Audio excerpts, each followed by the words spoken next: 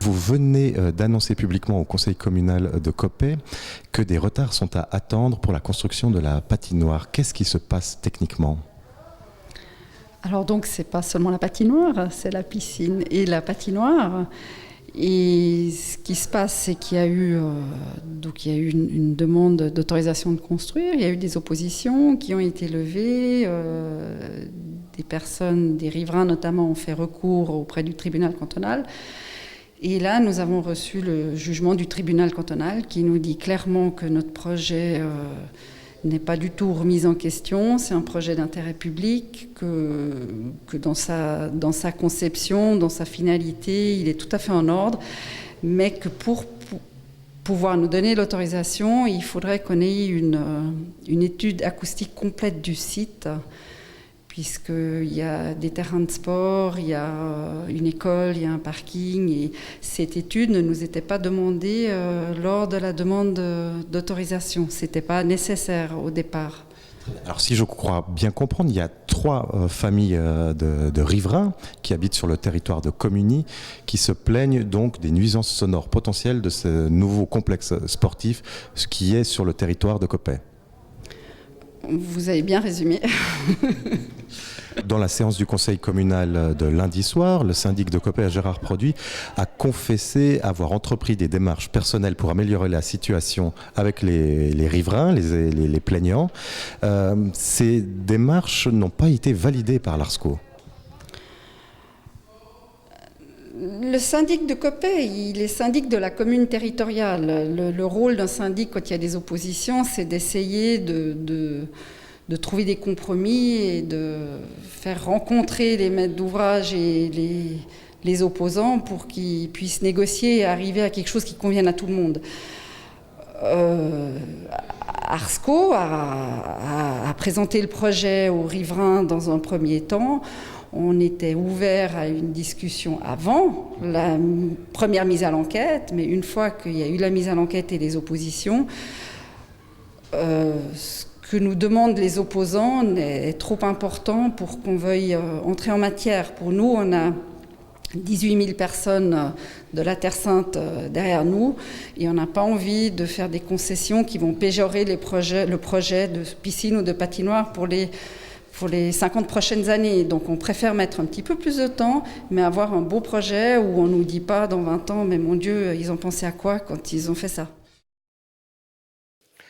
Gérard Produit, vous avez donc approché ces 3 opposants cet été pour tenter de régler le problème. Et on sent bien quand même dans les réponses de Stéphanie Emery qu'il y a comme un malaise. Disons que, je ne sais pas si on peut parler de malaise, mais c'est vrai qu'entre autorités, il est de coutume qu'on parle tous d'une même voix. Et puis sur ce dossier, c'est vrai que la commune de Coppet, qui est la commune territoriale, comme ça a été mentionné dans votre petit film, la commune territoriale, elle a, disons, le souci d'entendre en fait toutes les parties. Et dans ce contexte-là, il était important pour moi, pour ma commune, qu'on puisse disons, entrer dans une forme de dialogue.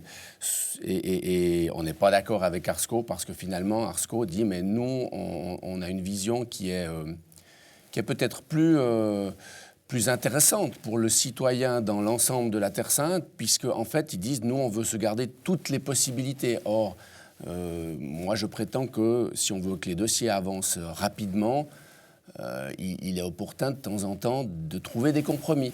Et visiblement, sur cette stratégie, on n'a pas forcément la même vision, ce que je respecte.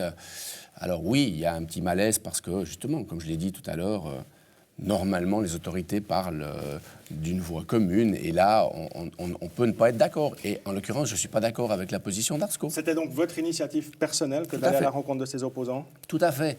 C'est-à-dire que l'idée, c'était d'avoir la possibilité de s'entretenir avec les opposants sans forcément avoir la présence de conseillers juridiques.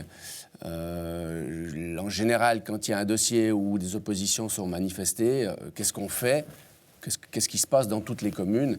Soit on cherche à mettre en discussion les parties qui s'opposent, soit la commune intervient en disant quelles sont vos doléances. Et ici, ma démarche est identique à celle-là, c'est-à-dire, voilà, quels sont les...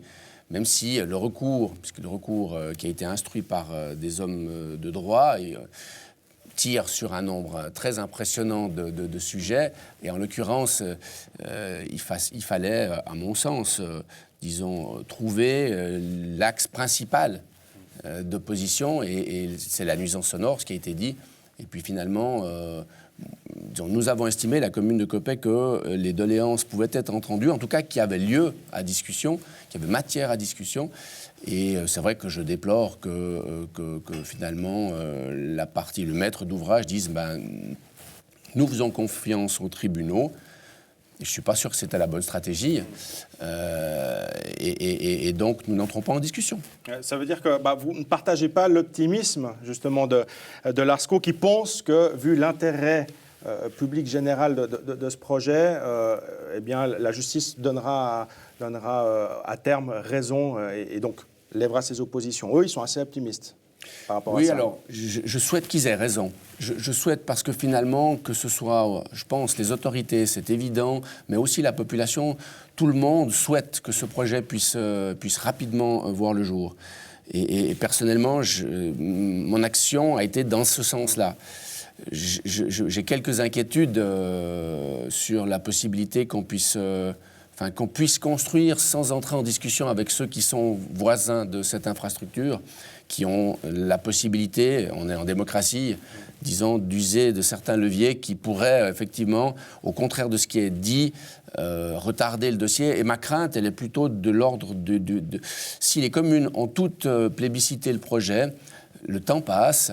Et c'est vrai que le temps passe, les taux d'intérêt diminuent, ce qui fait que d'un point de vue financier, ça peut être quelque chose de positif pour le projet, mais il y a aussi d'autres effets qui font que certains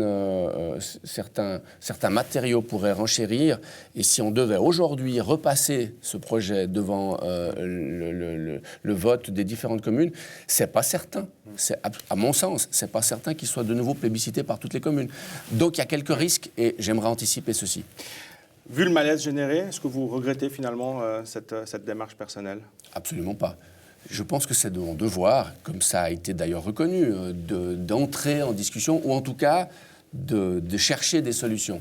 J'ai été élu syndic pour ceci et alors peut-être que ce que j'aurais dû faire, c'est effectivement rencontrer les opposants avec l'ARSCO ou un membre, ce que je n'ai pas fait dans un premier temps, la crainte étant que, et j'ai le sentiment que j'ai eu raison, c'est que pour pouvoir engager une discussion, il faut être d'accord de faire quelques compromis. Or, visiblement, pour l'instant, il n'y a pas de volonté de compromis. Du coup, quel est l'intérêt d'entrer dans une discussion s'il n'y a pas de compromis à faire ?